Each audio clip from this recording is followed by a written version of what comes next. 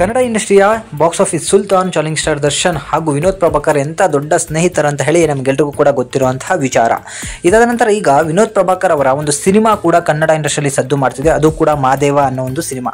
So Madeva ಸಿನಿಮಾಗೆ ಯಾವುದೇ ಕನ್ನಡ ಸಿನಿಮಾಗಳ ಪೈಪೋಟಿ ಇಲ್ಲದ ಕಾರಣ ಕೆಲವು ಪ್ರೇಕ್ಷಕರು ಸಿನಿಮಾವನ್ನು ನೋಡ್ತಿರೋದ್ರಿಂದ ಒಂದು ಆವರೇಜ್ಗೆ ಸಿನಿಮಾ ಒಳ್ಳೆಯ ಕಲೆಕ್ಷನ್ ಅನ್ನು ಕೂಡ ಮಾಡ್ತಾ ಇದೆ.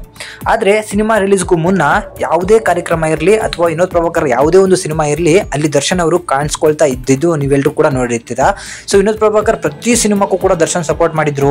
ಅದ್ರ ಜೊತೆಗೆ ತಮ್ಮ ಫ್ಯಾನ್ಸ್ಗಳಿಗೆ ಈ ಸಿನಿಮಾನ ದಯವಿಟ್ಟು ನೋಡಿ ಅಂತಾನೂ ಕೂಡ ರಿಕ್ವೆಸ್ಟ್ ಮಾಡ್ತಿದ್ದೇನೆ ನಾವು ನೋಡಿರ್ತೀವಿ. ಆದರೆ ಮಾದೇವ ಸಿನಿಮಾದ ಬಗ್ಗೆ ಆಗಿರ್ಬೋದು ಅಥವಾ ದರ್ಶನ್ ರಿಲೀಸ್ ಆಗಿ ಬಂದಾದ ನಂತರ ವಿನೋದ್ ಪ್ರಭಾಕರ್ ಅವರ ಜೊತೆಗೆ ಎಲ್ಲೂ ಕೂಡ ಕಾಣಿಸ್ಕೊಂಡಿಲ್ಲ.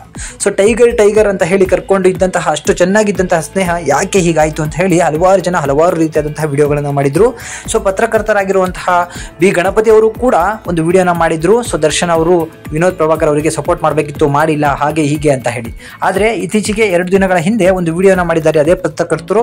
ಸೊ ದರ್ಶನ್ಗೆ ಸ್ವಾರಿಯನ್ನ ಕೇಳಿಕೊಂಡು, ಯಾಕಂತ ಹೇಳಿದ್ರೆ ದರ್ಶನ್ ಅವರು ಯಾರಿಗೂ ಕೂಡ ನಾನು ಈ ತರ ಮಾಡೋದಿಲ್ಲ, ನಿಮಗೆ ಹೆಲ್ಪ್ ಮಾಡೋದಿಲ್ಲ ಅಂತ ಯಾವತ್ತೂ ಕೂಡ ಹೇಳೋದಿಲ್ಲ.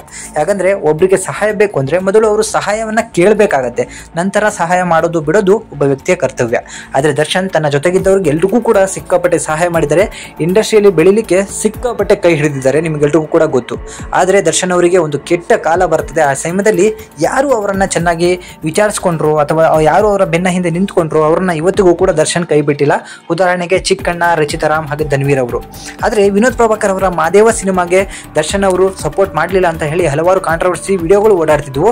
ಅದಕ್ಕೆ ಈಗ ಒಂದು ಸ್ಪಷ್ಟನೆ ಸಿಕ್ಕಿದೆ. ಏನಂತ ಹೇಳಿದ್ರೆ ದರ್ಶನ್ ಅವರಿಗೆ ಮಾದೇವ ಸಿನಿಮಾದ ರಿಲೀಸ್ ಯಾವಾಗ ಅಂತಾನೆ ಗೊತ್ತಿಲ್ಲ. ಅದಕ್ಕೂ ಮೊದಲು ದರ್ಶನ್ ಅವರಿಗೆ ಯಾರೂ ಕೂಡ ಅದರ ಸಂದೇಶವನ್ನು ಆಗಿರ್ಬೋದು, ಒಂದು ಮೆಸೇಜು ಕೂಡ ಕೊಟ್ಟಿಲ್ಲ, ನಮ್ಮ ಸಿನಿಮಾಗೆ ಸಪೋರ್ಟ್ ಮಾಡಿ ಅಂತ ಹೇಳಿ.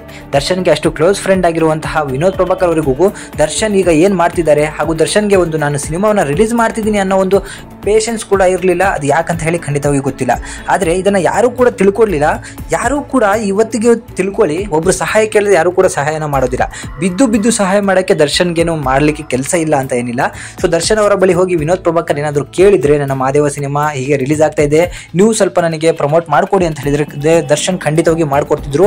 ಸ್ವತಃ ದರ್ಶನ್ ಅವರಿಗೆ ವಿನೋದ್ ಪ್ರಭಾಕರ್ ಇದುವರೆಗೂ ಕೂಡ ಮಾತಾಡಿಸಿಲ್ಲ ಅನ್ನೋ ಒಂದು ಮಾಹಿತಿ ಕೂಡ ಬಂದಿದೆ. ಅದ್ರ ಜೊತೆಗೆ ಬಿ ಗಣಪತಿ ಅವರು ವಿಡಿಯೋನೂ ಕೂಡ ಮಾಡಿದ್ದಾರೆ. ಇದರ ಬಗ್ಗೆ ದರ್ಶನ್ಗೆ ಒಂದು ಸ್ವಲ್ಪನೂ ಕೂಡ ಮಾಹಿತಿ ಇಲ್ಲ. ನೀವು ದಯವಿಟ್ಟು ನೆಗೆಟಿವ್ ವಿಡಿಯೋಗಳನ್ನು ಮಾಡೋದನ್ನ ನಿಲ್ಲಿಸಿ ಅಂತಾನೂ ಕೂಡ ಹೇಳ್ಕೊಂಡಿದ್ದಾರೆ. ಸೊ ದರ್ಶನ್ ವಿನೋದ್ ಪ್ರಭಾಕರ್ ಏನೇ ಫ್ರೆಂಡ್ಶಿಪ್ಗೆ ಆಗಿದ್ರು ದರ್ಶನ್ ಅವರ ಹಿಂದೆ ನಿಂತ್ಕೊಳ್ಳೋದು ವಿನೋದ್ ಪ್ರಭಾಕರ್ ಕರ್ತವ್ಯ ಆಗಿತ್ತು. ಹಾಗೆ ತನ್ನ ಸಿನಿಮಾಗೆ ಒಂದು ಪ್ರಮೋಷನ್ ಮಾಡಿಕೊಡಿ ಅಂತ ಕೇಳುವಂತಹ ಮನೋಭಾವನೂ ವಿನೋದ್ ಪ್ರಭಾಕರ್ ಬರಬೇಕಿತ್ತು. ಅದು ಬರದೇ ಇರೋ ಕಾರಣದಿಂದಾಗಿ ದರ್ಶನ್ ಅವರು ಇದಕ್ಕೆ ಸಪೋರ್ಟ್ ಮಾಡಿಲ್ಲ. ಅದನ್ನ ಬಿಟ್ಟರೆ ಇವರಿಬ್ಬರ ಮಧ್ಯೆ ಏನು ಭಿನ್ನಾಭಿಪ್ರಾಯ ಇದೆ ಅಂತ ಹೇಳಿ ಯಾರಿಗೂ ಕೂಡ ಖಂಡಿತವಾಗಿ ಗೊತ್ತಿಲ್ಲ.